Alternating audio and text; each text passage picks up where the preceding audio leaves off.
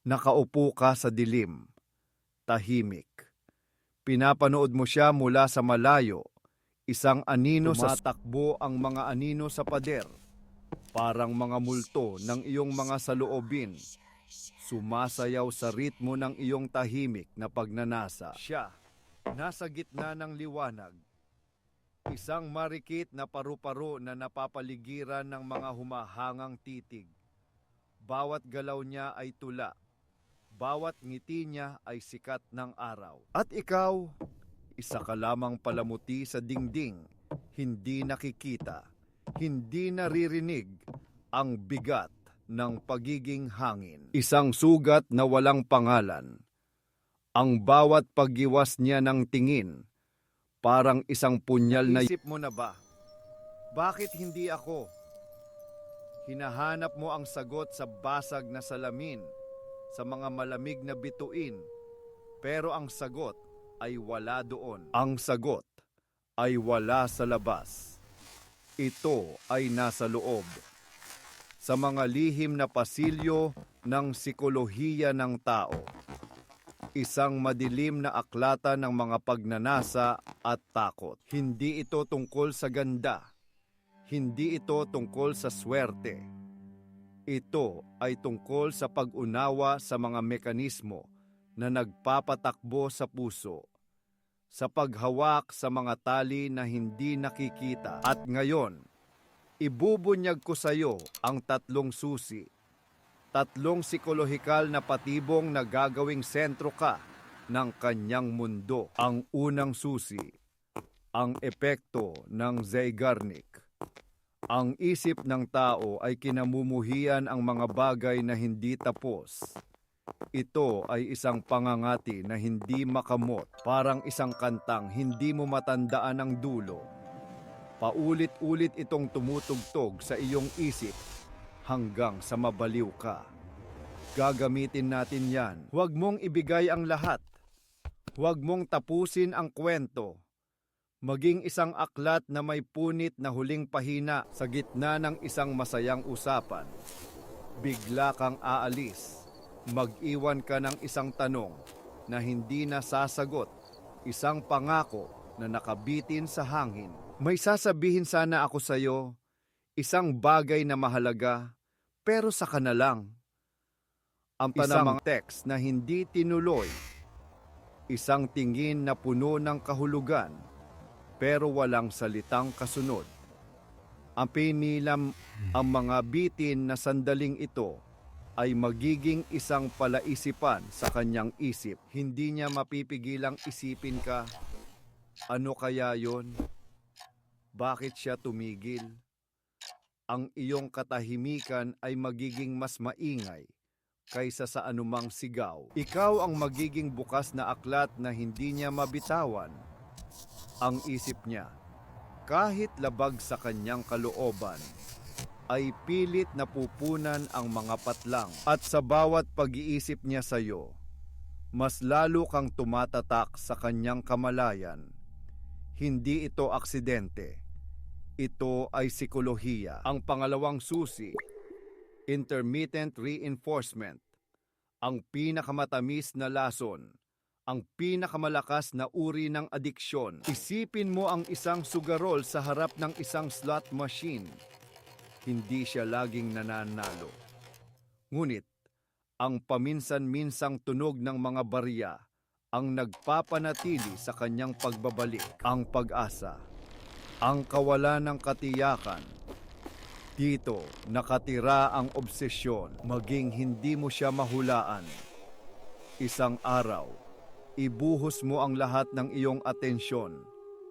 Ipapadama mo sa kanya na siya lang ang sentro ng iyong universo. Ang init ng iyong presensya ay parang araw sa gitna ng taglamig, nakakasilaw.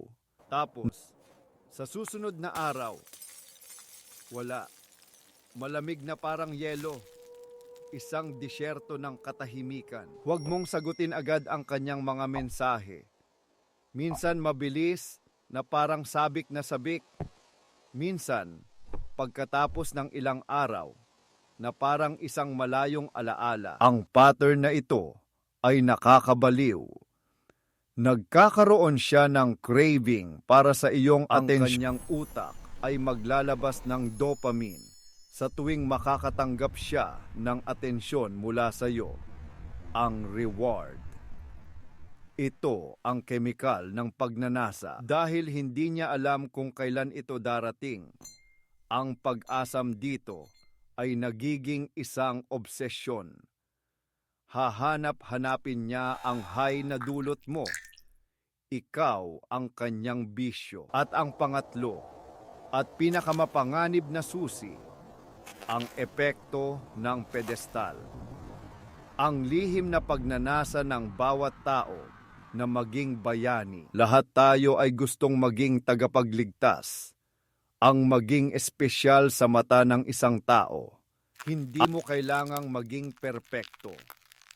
Sa katunayan, ang iyong mga kahinaan, ang iyong magiging pinakamalakas na sandata. Ipakita mo ang isang bahagi mo na basag, isang lihim, isang takot.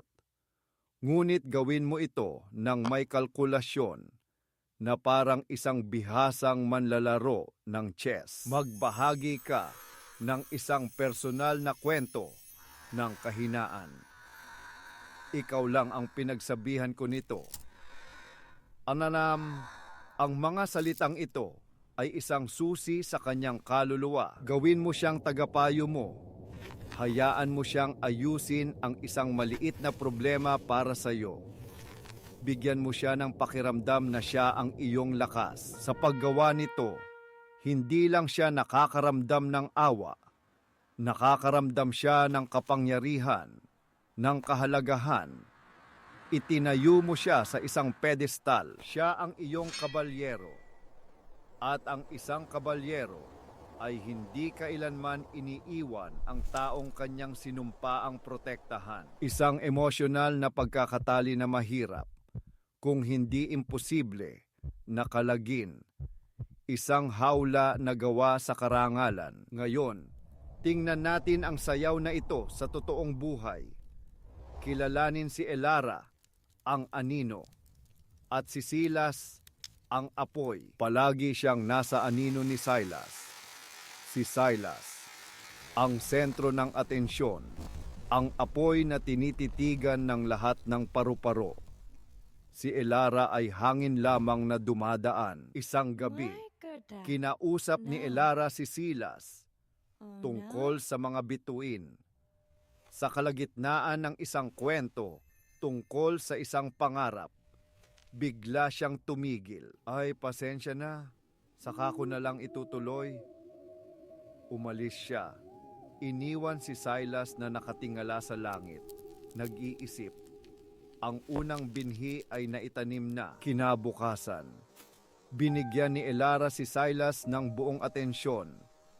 Ang pinakamatamis na ngiti, ang pinakamalalim na tingin, isang lasa ng paraiso. Pero sa mga sumunod na araw, hindi siya nagparamdam.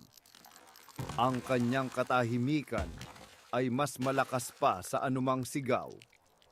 Isang pagkauhaw ang nagsimula nang sa wakas ay nag-usap ulit sila. Ibinahagi ni Elara ang isang maliit na takot. Ang takot na magsalita sa harap ng maraming tao. Humingi siya ng payo kay Silas. Sa sandaling iyon, hindi na si Silas ang bituin. Siya na ang naging gabay, ang tagapagligtas. Nakikita mo ba? Hindi nagbago si Elara. Ang nagbago ay ang lente kung paano siya tinitingnan ni Silas. Mula sa pagiging anino, siya ay naging isang misteryo, isang gantimpala, isang pangangailangan. Ang pagka-obsessed ni Silas ay hindi mahika. Ito ay arkitektura, maingat na pagtatayo ng isang emosyonal na katedral sa kanyang isip. Ito ang katotohanan. Ang atraksyon ay hindi isang bagay na nangyayari lang. Ito ay isang sayaw ng kapangyarihan. isang laro ng anino at liwanag. Ang mga pamamaraan na ito ay hindi masama sa kanilang sarili. Ang mga ito ay mga kasangkapan lamang, matutulis na kasangkapan. Tulad ng isang kutsilyo, maaari itong gamitin upang maghiwa ng tinapay o upang manakit. Kaya ang tanong ay, para saan mo ito gagamitin? Ikaw na may hawak ng mga susi, gagamitin mo ba ito upang bumuo ng isang koneksyon na puno ng pananabik at misteryo? Isang magandang katedral? O gagamitin mo ba ito para kontrolin at manipulahin, para bumuo ng isang hawla? Tandaan mo, ang kapangyarihang ito ay may dalang mabigat na responsibilidad. Madaling magsimula ng apoy. Ang pag-akit sa isang tao ay madali.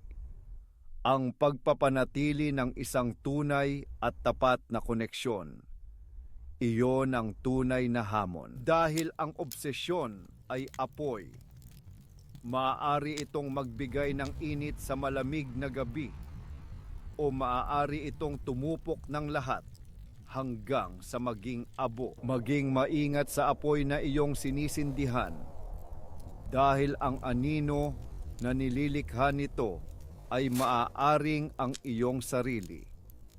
At sa huli, baka ikaw rin ang masunog